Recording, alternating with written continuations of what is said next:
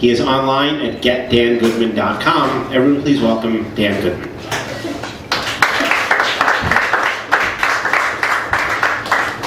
Hello.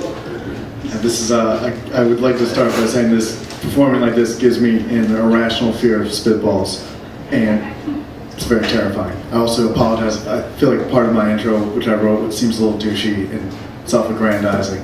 But I guess that's how intros go. Well, the negotiation I'm going to talk about is probably the most important one that you'll ever do, which is getting arrested. And I've been arrested in 2 different countries, which is clearly my fault. Like, when you get arrested once, and it could be wrong place, wrong time. What happens again in another country, it's clearly you. Like, you are behaving in a way that people all over the world have said no to. The first time I got arrested was actually in Morocco. Morocco.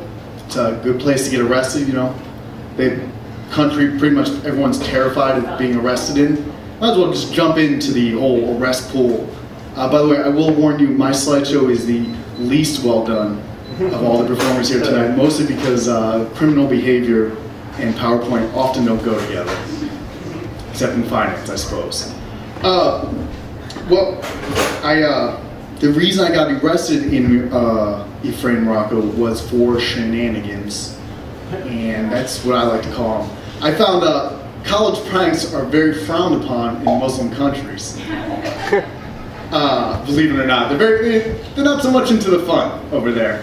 And I was attending Al Ahwain University, which is an elite English-speaking university that Moroccans send their wealthy children to so they don't say phrases like, "we make fuck tonight." Instead, they learn to say, "Hey, would you like to check out my Ferrari?" Which is a nicer way to say, "we make fuck tonight." So what happened at this college is the kids are literally the minister's sons and daughters. There was a prince not in line to the throne attending there, and they had a crazy security force. And some of the security force wore camouflage jackets, and they hid in the bushes, and they took notes on everything you did, and they would mail them back to your parents once a week, which obviously wouldn't work as well at an American university, because I don't think any parent wants a weekly report of their daughter's experiments with cocaine and lesbianism. But for the study abroad students, they just sent it to the study abroad advisor. I didn't like it very much, and in passing, I said, I'm going to steal one of the camo jackets. And one of the Moroccans who had big money, who liked to have big fun, said, I bet you $50 that you can't steal one of their jackets. Now, $50 in Moroccan money is like $1 billion and would have bought me a lot of hash and hotels. And I said, okay, I need $50. And there's the other factor that I was like 19, and at that age, your pubes are about 5 to 6 years old, and you got something to prove. And so I devised a genius plan to get this jacket. A plan so genius that I got arrested for something totally different than stealing a jacket. Ended up there. That's not the jail I got arrested in, but it's pretty representative of Moroccan jails as a whole. And here's the plan. The security guards in midday sun take off the jacket. They hang them on a tree. It gets very hot, even though you saw snow. The university is actually one of the few places in Africa to get snow. It's Kilimanjaro and Ephraim. But the midday sun is still a hot Mediterranean sun. They hang the jackets on a tree. I split the winnings with 2 of my friends to provide a diversion. They're going to talk in English to the guards and say, how do we get here? Guards speak no English. I'm in the bushes. This is going to go great. We synchronize watches. It really does go off without a hitch. They hit it at like 12:32. I'm in the bushes behind the tree. They talk. I grab the coat. I sink into the woods like the goddamn Viet Cong. I am feeling great. Feeling so strong. There's one thing that makes it not a genius plan. I did not take into account this man, the King of Morocco. I am, despite being in my head a super sleuth and like an amazing undercover agent, I did one thing which I regret. I never looked at a map when planning my escape route. If I had, I would have noticed that on my escape route, as you can see here, the jacket is where we start, and then I've planned my escape route through the woods right there. And it says Palais Royal. That's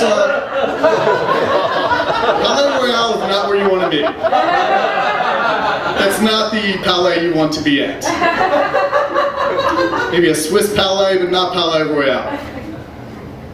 I planned my escape route right through the king's summer palace, and that was a problem. It was definitely frowned upon. I knew there was a snag in my plan when I encountered razor wire in the middle of the woods. But I'm so set on getting this jacket out of the town and like getting my 50 bucks. I'm super proud of myself. I threw the jacket over the razor wire, hopped the fence, and my shorts still caught on the razor wire and shredded from the knee to ass. So literally, and I'm not wearing my good underwear, so my tighty whities are hanging out in a Moroccan forest.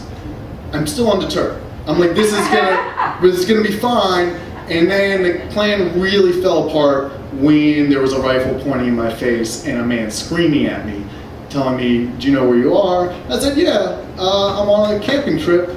And he said, "No, you're at El Qasr," which I thought was the army base. And once we got down to real English translation, he said, "No, you're in the King's Palace." So they throw me in jail, which was not great. And originally they held me on drug charges, because you find a lost American backpacker, you should be thinking weed.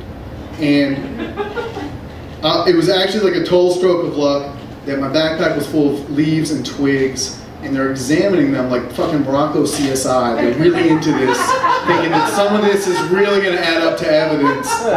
And they totally missed the security guard's jacket. And they know it's the local police, so they know who the campus security are. I scoop it back in, and believe, so they're like, no drug charges. Something is clearly wrong. Like, that's, everyone knows, like, something is wrong here, we don't know what. So believe it or not, they hold me next on charges of being a sodomite, because I'm walking around with shredded shorts, and I'm showing my ass, and my ass is sweet, I will not lie. It translates to all countries, apparently. And I said, look, my shorts got shredded, I'm very sorry, I want new shorts. And then he doesn't believe me, so we have this whole interrogation about my gayness, where he goes, you know, in America, I hear there are a lot of gay people there. What do you think about that? And then I go, I hate faggots. And then that was counterpoint, and I really just sold it, and he was like, okay, finally. I just am such a doofus in this interrogation. They're like, he can't have been doing anything. They hold me in the country for not having a passport. My friends come down, they show his passport, and my friends are sheet white. They're just convinced that this is going to be like Midnight Express. They're going to have to get me out of the country and get money together. Hand over the passport, and this cop basically let me go because it was just too different. The paperwork and the questions of holding an American for trespassing just seem ridiculous. And that is sort of the nature of a third world negotiation. The guy you have to deal with is right in front of you, and either you or your charges disappear. And that's it. And it's like kind of an amazing, like wonderful thing. Like, I mean, I did a cost-benefit thing here. Like, Moroccan police saw my tiny whities. My friends got really worried. My friends saw my tiny whities. Benefits, I got a sweet jacket. I got 50 bucks. 50 bucks in Morocco was like $1 million. And this is actually true. For 3 years, I was the Al Akhlain culture hero. That like, my school had a mutual program with the university, and Moroccan kids would come and be like, "You're the dude. You're the dude, right?" And I'm like, "Yeah, I'm the fucking dude. Do you want to see the fucking jacket?" But it is sort of amazing that everyone does fear third world jail. And it is kind of a 50-50, like, am I catching somebody on a good day? And I think I just looked like enough of a doofus that it was all right. So that's 19. Cut to about a year and a half later, I got busted in Wisconsin. And I'm thinking, once you go through Moroccan jail, you're like, I got this. And I was totally not ready for like the whole U.S. legal system to just, it crashes down on you pretty hard. And it's sort of terrifying as a kid. So here's what happened. This is Justin Benchoof. I put shit in that guy's face. Like poop. Like mine. It was mine. There's not enough time in this talk to go through how that all happened. But suffice it to say, yes, I put poop in that guy's face. I even made a little mock-up of what it might have looked like. That's Justin Poopshoof. That changed his name from Benchoof to Poopshoof. Regardless, back to Justin Benchoof, because I actually find that putting the poop on him makes him look more likable.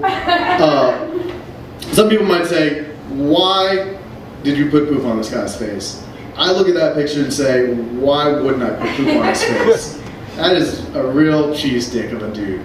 Regardless, you should not put poop in people's faces. I understand that I'm slightly crazy, and I've told this story of putting poop in a guy's face before and ended it with, and I have no regrets, which is a clear sign of insanity. I'm not, I did have a reason though. That's the thing. I'm not like a random poop bomber who's just indiscriminately smearing people. I was like 20 and he called my girlfriend slutty, and she was a bit hoary, but the whole class didn't need to know that. You know what I mean? Like, it's just inappropriate, and I dumped a bottle of tequila out on his head at the time, and it kind of wasn't like young enough to, I was too young to deal with the anger, and I stayed mad after the argument, and I wanted to beat him up. It's hard to beat somebody up. I don't know the last time anybody here ever got in a fight. Throwing the first punch is really tough. Like, as a child, I was always jealous of my friends whose fathers abused them, because they were great fighters. Do you know what I mean? Like, you're never gonna beat those kids. It's like playing pool with a guy who has a pool table at home. You're never gonna win. So I wasn't enough of a psychopath to punch him in the face unprovoked. I was enough of a psychopath to come up with a plan of putting poop in his face, thereby forcing him to fight me, which is how it worked in my head. And by the way, this is why I thought it was a genius plan, because I knew about assault charges, but I thought to myself, there's no anti-poop laws. There's none. There's nothing on the books about poop in some guy's face. That's all, you know, that's all above board. And obviously, I landed at the Beloit police station. The charges involving poop, in case anyone's wondering, are criminal damage, because it gets everywhere, disorderly conduct, which they'll just hit you with every time, and believe it or not, I was accused of an alleged use of an attempted use of a bioweapon. Which I beat that charge right away, because they actually, there's a serious concern that I guess somewhere along the line they had to check me for AIDS and Hep C to make sure I wasn't trying to give him AIDS and Hep C with my poop, which shows that there's a guy crazier and more clever than me out there. So here's the negotiation part. I bail myself out with a credit card, and I immediately call every lawyer in Beloit, Wisconsin, which finishes after 4 calls. And I hired the second most expensive one. And I hired him because we got on the phone and he said, I told him what happened, and he didn't even flash an eye, or blink an eye, and he said, here's what's going to happen. You are going to give me $2,000, it's my retainer fee. I'm not going to use up that retainer fee, but you will pay me $2,000 because I know the district attorney, and we're going to get all these charges dropped down to, you know, city ordinance violations. They basically turned all the misdemeanor charges into parking tickets with similar charges. And believe it or not, that is what happened. I literally gave him $2,000 and I paid the fines, and I, believe it or not, am like, it's sort of get off scot-free. I mean, it ended up costing me $20 $2,500. You know, obviously the costs here are the money, which I had at the time because I wasn't paying rent, it's just in college. It's a problem when everyone on campus knows I put shit in the guy's face. Because I had one more year to go, by the way. The benefit was everyone on campus knows I put shit in the guy's face. When you're around a bunch of 20-year-olds, it makes you seem really fucking awesome. And I learned anger is rewarding because it did feel good. And I also coined the phrase, revenge is a dish best served on your face. What makes it sort of interesting, though, is this was like a small town negotiation.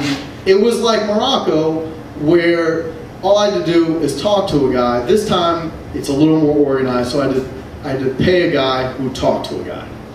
Which sort of brings me to where I'm at now, which is somehow crazier than all of this, which is I'm now dealing with the city of New York, and there is no one to talk to. The issue, what happened is I run a free comedy show on Avenue B at Luca Lounge, and I gave a Craigslist kid like a bunch of flyers. I said, hey, promote the heck out of my show. And I gave them on a Wednesday night, and then the show was on Friday.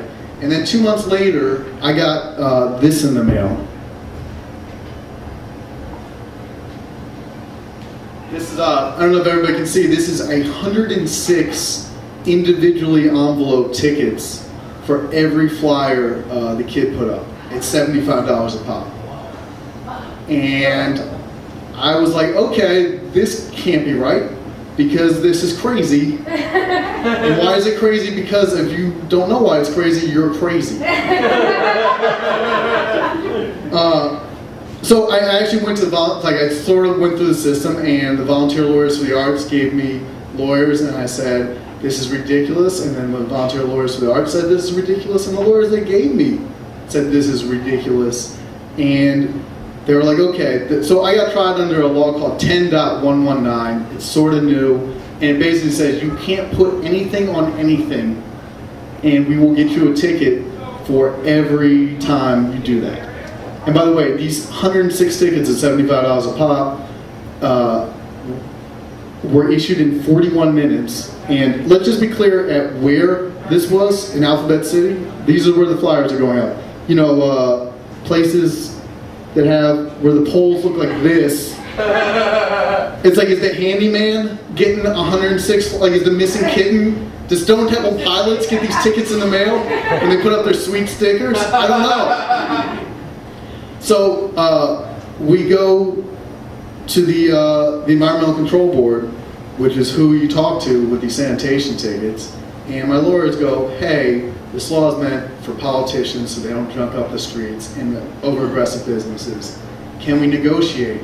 And here is the shocking part. The judge sat there and he goes, we do not negotiate. And he said it like he was having the most Mel Gibson moment of his life. Like he said, I do not negotiate, and like the next phrase was going to be like, I want my daughter back.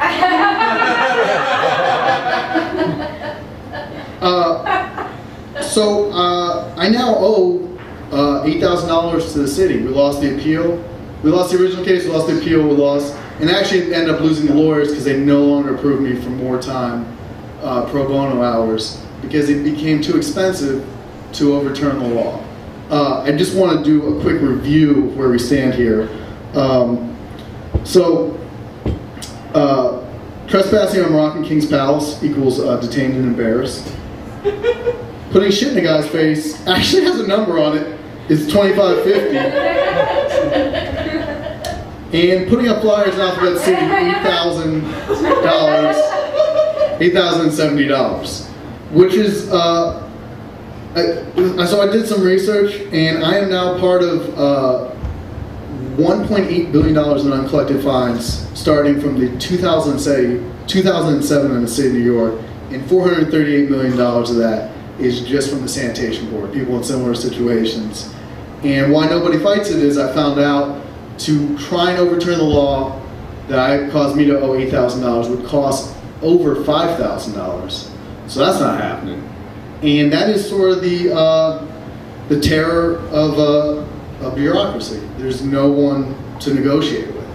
You know what I mean? Like, it's just pieces of paper and with ridiculous things on them. And the people who defend those pieces of paper are the most insane army of receptionists with the meanest, sassiest women this side of Monique and Queen Latifah. Because that's what you're talking to. You were talking, when you call this city, you were literally talking to the meanest, dumbest person you've ever met in your life. And then they put you on hold. And that is, I guess, where I'm ending, which is that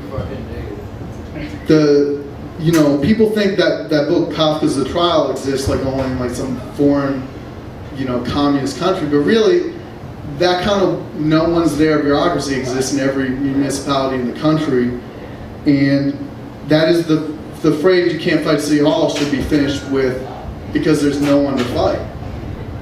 And that's the end of my talk. Thank you very much.